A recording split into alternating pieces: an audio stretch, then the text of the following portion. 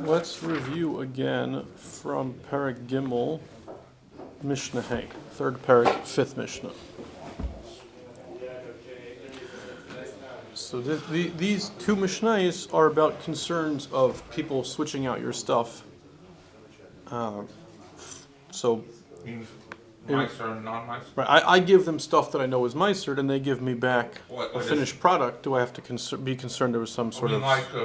Same issue if you have meat unattended that isn't sealed, you have to be concerned about a switch of right, same general idea, right? So hanaisin lepundakis, if you give produce to prepare to an innkeeper, who's right, you're staying by them. Apparently, the arrangement was you provide the food, they cook it.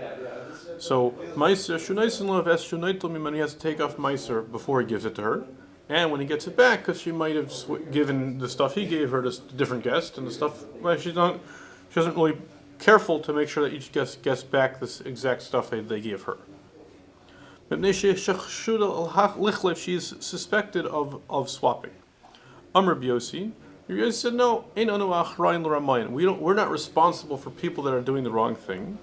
Since you suspect she might do the wrong thing and switch it, so don't take off meiser before you give it to her. She'll prepare it, you'll get it back.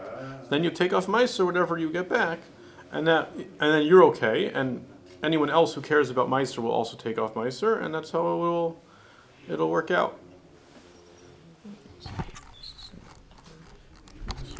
Not working? Okay, sorry about that. Hanaisin lachamaisai. If you give to your mother-in-law to prepare food, again, maisa shunaisin lo v'shunaitu mimeno.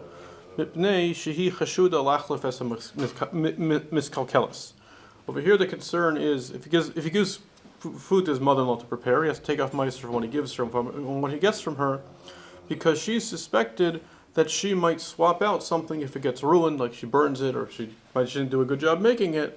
So for her son-in-law's benefit, she wouldn't want him to give him the bad food, so she'll give him good food. So here, where she has more noble intentions, everyone's going to agree that's something you should take off meiser both times. And Amar Yehuda explains that right sahib takanas pita, she wants to help out her daughter, and she's embarrassed of her son-in-law. So she wants her daughter to have good food. She doesn't want to get a bad reputation with her son-in-law that she doesn't make good food. So she'll make sure that if she ruins it, she'll give her own stuff instead.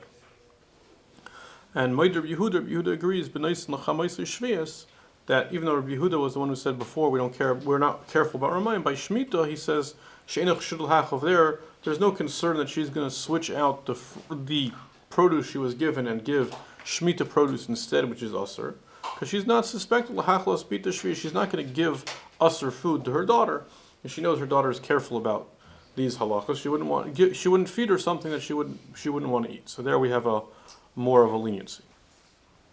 Okay. Perek Daled, first Mishnah. Halikeach peris misha ino neman al meisers. You bought fruit from someone who's not trusted about meiser. V'shakach l'asr, and you forgot to do anything about it.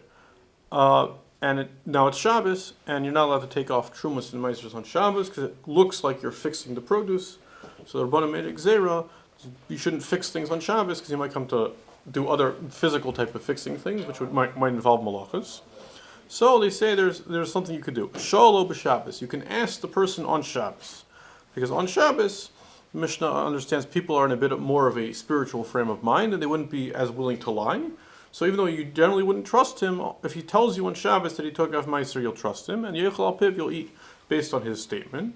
However, chashcha matzah Shabbos, once it gets dark after Shabbos, lo yechal ad shias, you can't eat them anymore until you meiser, because we don't want you relying on asking him on Shabbos, because you might just rely on him asking him in general, and that would cause that, and then we don't trust him. Loy matzah, if you couldn't find the actual person who sold it to you, but you found someone else she'eno neman al meisers, someone else who's not believed about meiser, that musar, he tells you that the person you bought it from had taken off meiser. Again, oichal al piv, you can eat based on his statement. And again, the same setup. Chashcha Matzah Shabbos. Once it gets dark on Matzah Shabbos, lo yechal, you can no longer eat ad shias unless you take off the meiser. And then another, in the similar vein, trumas meiser shel Demai. if you took off the 100th that's supposed to go to the Kohen from Demai, shachazlun kaima, and then instead of being able to give it to the Kohen, it fell back in.